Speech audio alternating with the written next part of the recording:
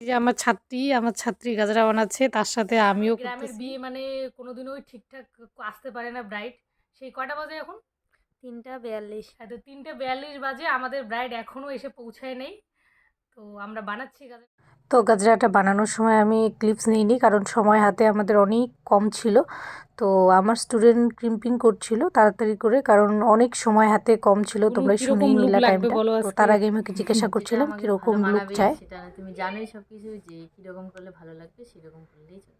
তাহলে কি আমার পছন্দের নাকি হ্যাঁ, সবটাই? সবটাই তো তোমার যখন পছন্দ। ব্রাইড আচ্ছা, ঠিক নিজেই আছে। মুখে বলে যে তুমি তোমার পছন্দের করো, আমার মনে হয় তখন দায়িত্বটা অনেক বেশি হয়ে যায়।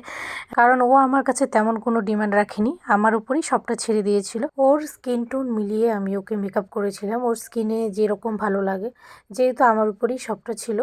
তো আমরা মেকআপ আর্টিস্টরা সবসময় চেষ্টা করি ব্রাইডকে সুন্দর সাজানোর। ও আমার দিক থেকেও আমি কোনো ত্রুটি রাখিনি। হাতে সময় খুবই কম ছিল, তো আমি সবসময় ব্রাইডদের বলি সময় মতো বসতে। তো জানোই রিচুয়ালস কোনোদিনই শেষ হয় না। ওকে আমি যখন জুয়েলারি পরাচ্ছিলাম এক এক করে, তো আমার মনে হচ্ছিল লক্ষ্মী প্রতিমা আমার সামনে দাঁড়িয়েছে। সত্যি ওকে এত সুন্দর লাগছিল সামনের থেকে দেখতে। তো বুনু আমার কাছ মানে থেকে লক্ষ্মী সেজে প্রতিমা কেমন মনে লাগলো বলো? হচ্ছিল লক্ষ্মী প্রতিমা তুমি আমার সামনে যতটা আশা বসে আছে। তো করছিলে আমি তার ওকে থেকে অনেক জিজ্ঞাসা করে অনেক নিলাম অনেক তোমার ভালো। কেমন লাগলো। তো ভালো লাগছে তো? আমি তো নিজেকে নিজেই চিনতেই পারছি না। আচ্ছা, ঠিক আছে। Thank you.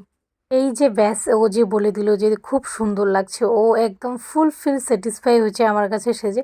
তো এর থেকে বেশি আমাদের মেকআপ আর্টিস্টদের কিচ্ছু চাওয়ার থাকে না, সত্যি বলছি। এটা শোনার পর আমার সমস্ত ক্লান্তি একদম দূর হয়ে যায় মন থেকে। তোমরাও যারা আমার কাছে এইরকম সুন্দর লুক পেতে চাও, অবশ্যই আমার সাথে যোগাযোগ করবে।